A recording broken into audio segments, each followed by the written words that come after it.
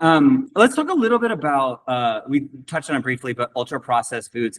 And this might sound stupid, but can you like define, can we talk about, and can you help people understand like the scale of processed foods? Because there's like, I think many people know like ultra processed, like I'm going to pick on like Doritos and Skittles and like the shit that's like not a natural color kind of processed. And then like processed, like what is that? And like what's safe, what isn't, and sort of like what is a health, like sort of like the alcohol conversation, but around like process. Yeah, I mean, this is another kind of nuanced. So much with nutrition is nuanced, right? There is a spectrum when it comes to processed foods. Technically, baby carrots are processed, like, That's I mean, right. That's yeah, right. like they go through processing, but it's also a whole food. So you can have it be a hybrid too. So it's not just like as you pulled it out of the ground, right? It's been processed a little bit, but it's still also a whole food. So that's like one end of the spectrum, things that we've altered a little bit just to make them more appealing or whatever, but they're still great for you and there's nothing wrong with that. And then there's sort of like the middle of the road where something's maybe been minorly processed. Yogurt would be an example of that. Like humans have to make yogurt. Yogurt does not just come out of cows, and then you can kind of go on up from there. A lot of it is basically looking at ingredient labels and identifying like, okay, this processed food. Let's use Triscuits as an example. Triscuits, I think they have 3 ingredients in those crackers. It's oil, salt, and wheat. That is it.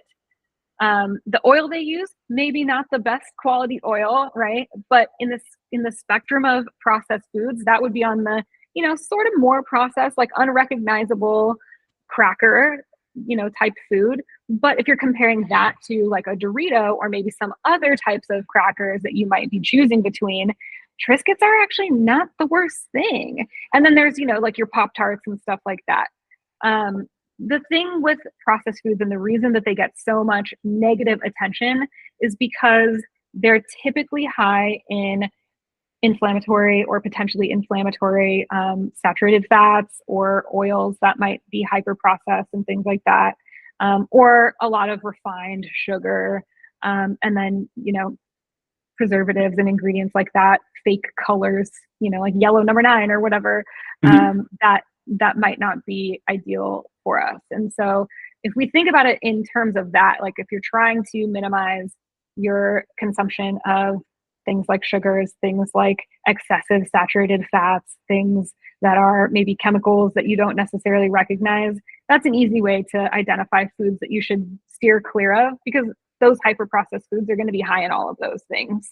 And the foods that are kind of on the other side of the spectrum, not going to be high in those things necessarily. So you can kind of have to think about what's in these foods and why we should be avoiding them, and not just think like, oh, it's processed, so it's bad. Why is it bad? What is in it that is not good for you? Or I don't like to categorize things as bad, but maybe something that would be more of like a treat food that you would consume only upon occasion, rather than something you want to incorporate in your daily routine. Got it. That makes sense. Yeah.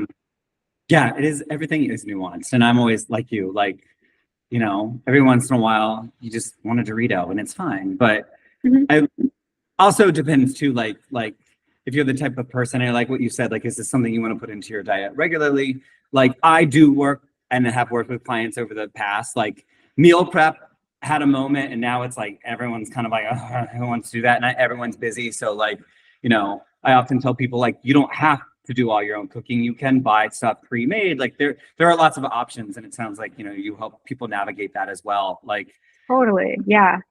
It is so okay to lean on processed foods sometimes.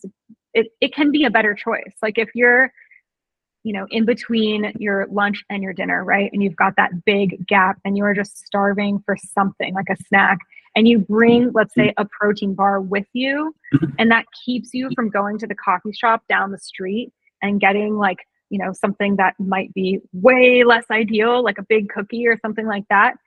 It's give and take, right? Like that choice is going to be better than the choice that you would have made. And even if we're just improving by like 1 or 2% a day, that still adds up, right? So it's not so much about being perfect all the time as it is about making the choice that's better for you in the moment. And sometimes that is something that's a little bit more processed, and sometimes it's not.